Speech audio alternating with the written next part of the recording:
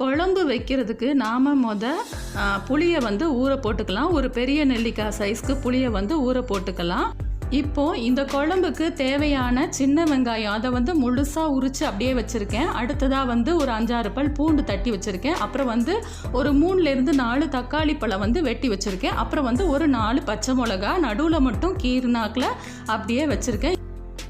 இப்போது அடுப்பில் நாம் என்ன பாத்திரத்தில் குழம்பு வைக்க போகிறோமோ அந்த பாத்திரத்தை அடுப்பில் வச்சு அதில் வந்து நல்லெண்ணெய் ஊற்றி, அதாவது மீன் குழம்புக்கு நல்லெண்ணெய் ஊற்றும் போது தான் வந்து நல்ல டேஸ்டியாக இருக்கும். அதில் வந்து நாம் எண்ணெய் சூடானதும் கடுகு உளுந்தம்பருப்பு சேர்த்துக்கலாம். கடுகு உளுந்தம்பருப்பை விட கொஞ்சம் ஜாஸ்தியாகவே வெந்தயம் சேர்த்துக்கலாம்.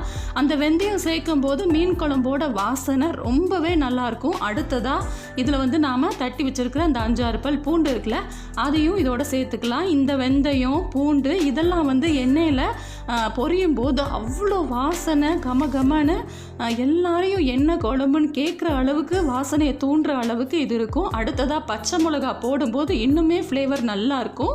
இதில் வந்து ஒரு 4 பச்சை மிளகா வந்து இதில் கீறி சேர்த்துக்கிறேன். இப்போது இதை நல்லா வந்து வதக்கி விட்டுக்கிட்டு இருக்கிறேன். இது வந்து கொஞ்சம் லைட் ரெட் கலரில் ஆகணும்.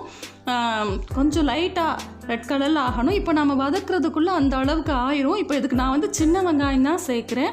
மீன் குழம்பு அப்படின்னு எடுத்துக்கிட்டாலே சின்ன வெங்காயம் தான் ஒரு நல்ல ஒரு டேஸ்ட்டை கொடுக்கும்.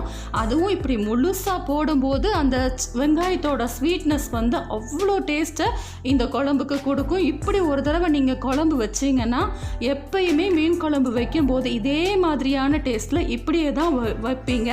இதுக்கு முன்னாடி ஒரு மீன் குழம்பு ரெசிபி போட்டிருப்பேன். அது வந்து வதக்கி அரைக்கிற மாதிரியான மெத்தட். இது அப்படி இல்லை, இது வந்து வேறு மெத்தட். இந்த மெத்தடு படி மீன் குழம்பு வைக்கும்போது இன்னுமே டேஸ்ட்டாக இருக்கும். மீன் குழம்புனா யாருக்கு தான் பிடிக்காது?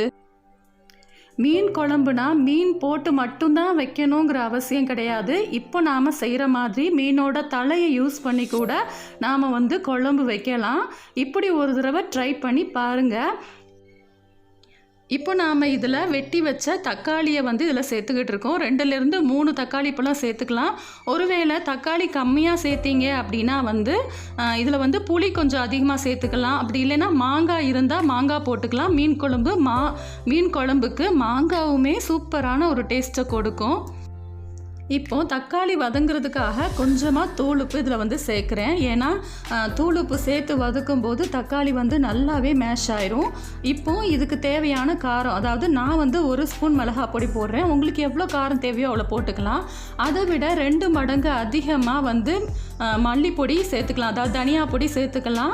2 மடங்குலேருந்து 2.5 மடங்கு வரையும் கூட சேர்த்துக்கலாம். எவ்வளோக்கு எவ்வளோ மல்லிப்பொடி சேர்க்குறோமோ அவ்வளோக்கு அவ்வளோ குழம்புக்கு வந்து திக்னஸ் கிடைக்கும்.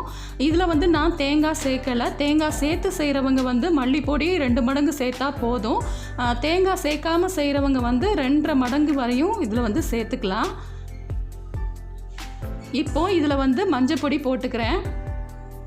மஞ்சள் பொடி போடுறதுனால வந்து இந்த குழம்பு நல்ல ஒரு தங்க கலரில், அது மீன் குழம்புக்குனே உரிய ஒரு கலரை வந்து எடுத்து கொடுக்கும். இப்போ நாம் ஊற போட்டிருந்த புளியை வந்து கரைச்சி இதில் ஊற்றிக்கலாம். ஆனால் வந்து இது கரைச்சி ஊற்றுறது வந்து என்னால் செல்லை கையில் வச்சுட்டே வந்து காட்ட முடியலை. இப்போ கரைச்சி ஊற்றியாச்சு. இதுக்கப்புறம் வந்து எவ்வளோ தண்ணி தேவையோ அந்த அளவுக்கு இதில் வந்து தண்ணி சேர்த்துக்கலாம். அடுத்ததாக இதுக்கு தேவையான மொத்த உப்பையும், அதாவது இந்த குழம்புக்கு எவ்வளோ உப்பு தேவையோ அவ்வளோ உப்பு சேர்த்துக்கலாம். எனக்கு வந்து கல் உப்பு சேர்த்து தான் பழக்கம். உங்களுக்கு வந்து என்ன உப்பு சேர்த்தா சரியாக இருக்குமோ அந்த உப்பை வந்து நீங்கள் சேர்த்துக்கலாம். இப்போது உப்பு சேர்த்த உடனே நல்லா கலந்து விட்டுட்டு கொஞ்சம் நல்லா கொதிக்க ஆரம்பிக்கும் போது நாம் எடுத்து வச்சுருக்கிற மீன் தலை இருக்குல்ல, இது வந்து நகர மீன் தலை, இதை வந்து நாம் இதில் வந்து சேர்த்துக்கலாம். இப்போது மீன் தலையை இதில் ஒன்று ஒன்றா சேர்த்துக்கிட்டு இருக்கோம். இப்போ எல்லாத்தையும் சேர்த்து நல்லா குழம்பு கொதிச்சுக்கிட்டு இருக்குது. இதை வந்து மூடி வச்சு வேக வைக்கணுங்கிற அவசியம் இல்லை. ஏன் அப்படின்னா வந்து இது வந்து திறந்து வச்சுருந்தா தான் வந்து நல்ல குழம்பு வற்றி வரும். அதுலேயுமே இன்னும் சிம்மில் இருந்துச்சு அப்படின்னா வந்து குழம்போட டேஸ்ட்டு வேறு லெவலில் இருக்கும். அது மட்டும் இல்லாமல் பார்க்குறதுக்கும் வந்து ரொம்ப அழகாக சைட்லலாம் நல்ல எண்ணெய் பிரிஞ்சு ரொம்ப அப்படைசிங்காக இருக்கிற மாதிரியான ஒரு குழம்பு சூப்பராக தயாராகிரும். அதனால் வந்து இந்த மாதிரி சிம்மில் வந்து வேக விட்டுட்டு வேறு சமையல் பார்க்க வேண்டியிருந்தால் இந்த நேரத்தில் வந்து நம்ம பார்த்துக்கிட்டோம் அப்படின்னா வந்து இந்த குழம்பு ஒரு பக்கம் சூப்பராக தயாராகிரும். இந்த குழம்புல நாம் தேங்காய் பாலோ வந்து சேர்க்கலை. ஆனாலுமே இந்த குழம்பு ரொம்ப ஈஸியாக சிம்பிளாக செஞ்சுருந்தாலுமே இந்த குழம்பு ரொம்பவே சூப்பராக இருக்கும். நீங்களும் ஒரு முறை இதை ட்ரை பண்ணி பாருங்கள். தேங்க்ஸ் ஃபார் வாட்சிங்.